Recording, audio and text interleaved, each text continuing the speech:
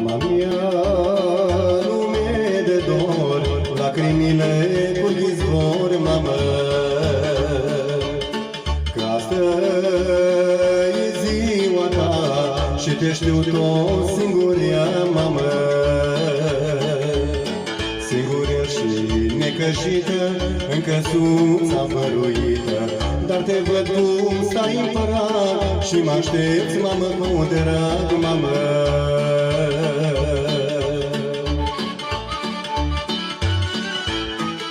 Această piesă vreau să dedic tuturor mamelor din lume și le transmit unei bucurii. Cât aș vrea, măicuța mea, să fiu azi de ziua ta, mamă, să-ți aduc brațe de flori, să te pun pe obrășori, mamă,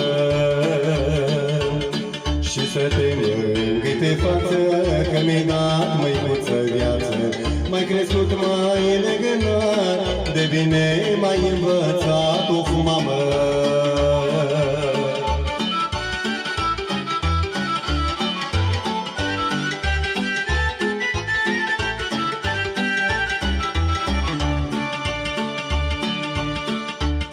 Plânge inima în mine, că sunt departe de tine, mamă.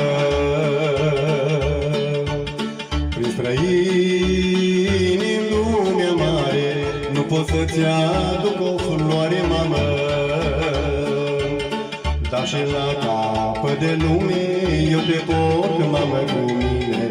Strâng la te poza vechită, te sărut, mamă, iubită, mamă.